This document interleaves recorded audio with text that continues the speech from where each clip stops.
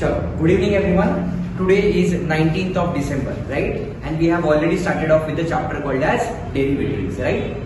त्या डेरिव्हेटिव्ह मध्ये जर तुम्ही कालचं सेशन पाहिलं त्यामध्ये मी तुम्हाला आधी बेसिक इंट्रोडक्शन सांगितलं की what exactly we understand by a term called as derivative, बरोबर? त्यानंतर जर तुम्ही रिकॉल करायचा प्रयत्न केला मी तुम्हाला फर्स्ट प्रिन्सिपल मेथड शिकवली. त्या फर्स्ट प्रिन्सिपल मेथडचा एक्झॅक्टली फॉर्म्युला कसा आला आपण तेही पाहिलं. आपण हे पाहिलं की ज्यावेळी आपण डेरिव्हेटिव्ह लर्न करतोय, डेरिव्हेटिव्ह कॅल्क्युलेट करतोय, याचा अर्थ काय की आपण त्या पर्टिक्युलर कर्वचा स्लोप फाइंड आउट करतोय.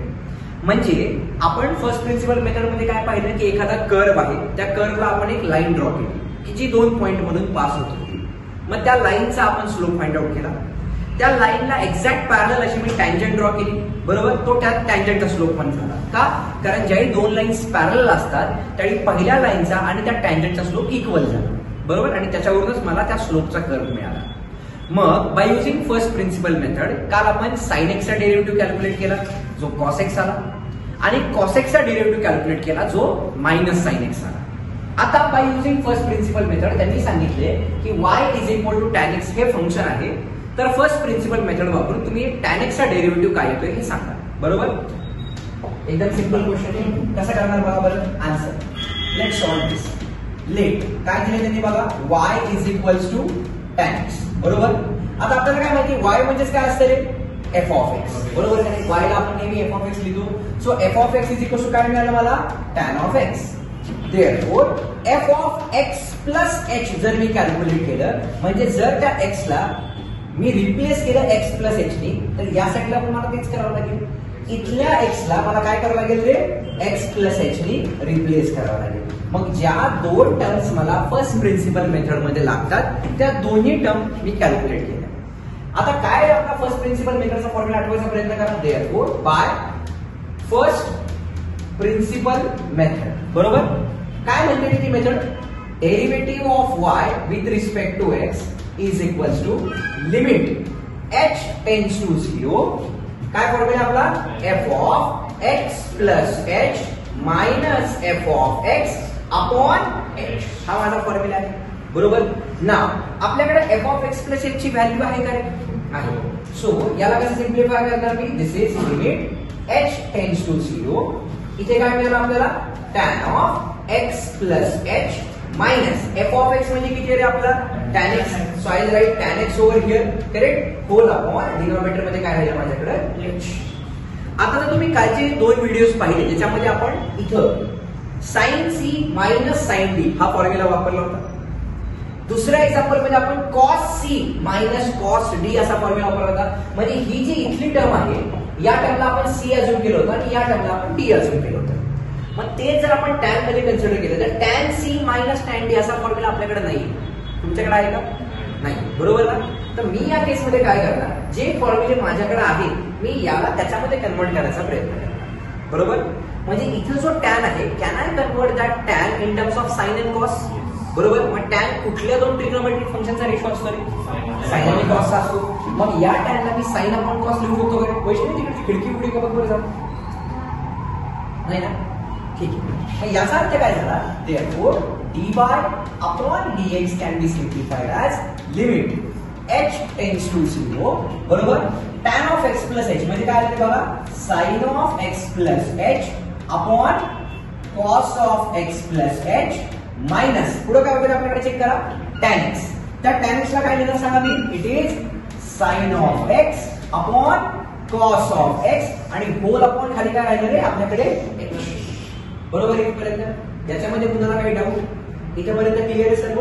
ठीक आहे. आता let simplify this. This is dy upon dx is equals to हा जो 1 अपॉन h आहे डिनॉमिनेटर मधला मी काय करतोय बघा लिमिट h टेंड्स टू 0 त्या 1 अपॉन h ला मी साइडला लिहून ठेवतो, बरोबर? इनटू ब्रॅकेट बघा मी काय करतोय हा जो 1 अपॉन h होता त्याला मी साइडला लिहून ठेवतो, राईट? आता चेक करा इथं मला काय करायला लागेल LCM right punch minus left punch. So right punch करा काय मिळेल बघा this term into this term म्हणजे काय मिळेल बघा sine of x plus h into cos of x, बरोबर आहे का रे? मायनस पुढे काय आलं आपल्याकडे cos of x plus h into sine of x upon काय आलं आपल्याकडे फ्रंट पंच म्हणजे या दोघांचं मल्टिप्लिकेशन.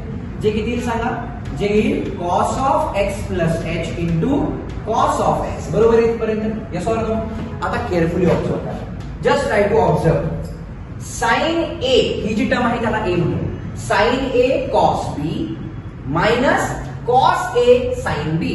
कुठला फॉर्म्युला आहे हा? Sine A cos B minus cos A sine B. कुठला फॉर्म्युला आहे? तुम्ही रोज रेकॉर्डिंग ऐकताय का? Sine A minus B. बरोबर ना?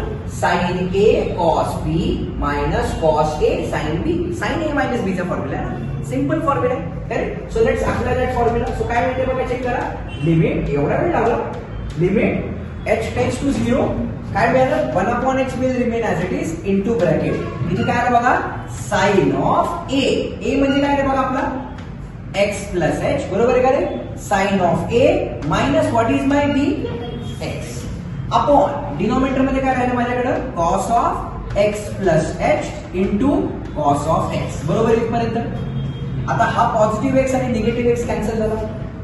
सो वरती माझ्याकडे कुठली टर्म राहिली? फक्त साइन x ची टर्म राहिली.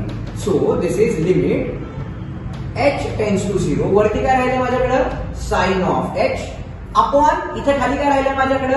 h. बरोबर आहे काय? म्हणजे या गरीबाचा आन्सर किती होऊन जाईल? 1 येऊन जाईल. बरोबर का नाही?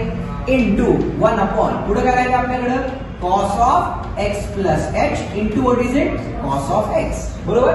म्हणजे याचा आन्सर 1 आलं. Correct? So if I simplify this further, बरोबर काय मिळेल ते चेक करा. This can be simplified as dy upon dx is equal to त्याचा आन्सर आलं 1. आणि जिथं जिथं h आहे त्या h च्या ठिकाणी मी आता किती सबस्टिट्यूट करणार आहे? 0 सबस्टिट्यूट करणार आहे. सो इथे काय आलं? 1 upon cos of x plus 0 into cos of x. बरोबर इथपर्यंत? म्हणजे काय मिळालं चेक करा. It is 1 into 1 upon cos of x plus 0 म्हणजे किती रे? कॉस x इंटू पुढे काय मिळालं मला? Cos x. बरोबर? म्हणजे काय आलं? 1 upon cos square of x. बरोबर? आता कॉस हा कुणाचा रेसिप्रोकल आहे? म्हणजे 1 अपॉन कॉस म्हणजे काय असतं रे? 1 अपॉन कॉस म्हणजे ट्रिग्नोमेट्रिक सेक. बरोबर? म्हणजे 1 अपॉन कॉस चा अर्थ काय लिहिले? It is sec square of x. म्हणजे आपल्याला काय मिळालं? dy अपॉन dx किती मिळाला? Sec square x. आणि तुमचा y काय होता रे गिवन मध्ये दिलेला? व्हॉट वाज युअर y? tan x. म्हणजे याचा अर्थ काय झाला? डेरिव्हेटिव्ह ऑफ tan x जर मला कोणी विचारला तर tan x चा डेरिव्हेटिव्ह किती झाला रे? Sec square of x. मी आन्सरला बॉक्स करणार आणि this is what is my required solution. कळालं का नक्की? म्हणजे याचा अर्थ काय की sin x चा derivative cos x, cos x चा डेरिव्हेटिव्ह मायनस sin x आणि tan x चा डेरिव्हेटिव्ह किती येतो? sec square x. मी काल पण सांगितले, पुन्हा एकदा सांगतो, ज्याला डेरिव्हेटिव्ह येतो त्यालाच ऍप्लिकेशन ऑफ डेरिव्हेटिव्ह येतो. ज्याला डेरिव्हेटिव्ह येतो त्यालाच इंटिग्रेशन येतं. ज्याला इंटिग्रेशन येतं त्यालाच डेफिनेट इंटिग्रेशन येतं. ज्याला इंटिग्रेशन आणि डेफिनेट इंटिग्रेशन येतं त्याला ऍप्लिकेशन ऑफ इंटिग्रेशन येतं. आणि ज्याला हे सर्व येतं त्यालाच डिफरन्शियल इक्वेशन येतो. 12वी मधलं सांगतोय. त्यामुळे हे तुमचं फाउंडेशन आहे, समजून घ्या. इट्स ऍब्सोल्युटली इझी, काही अवघड नाही. फक्त एकाच गोष्टीची कमतरता आहे, ती म्हणजे प्रॅक्टिस, जी रोज झाली पाहिजे. Am I clear? नक्की? डन.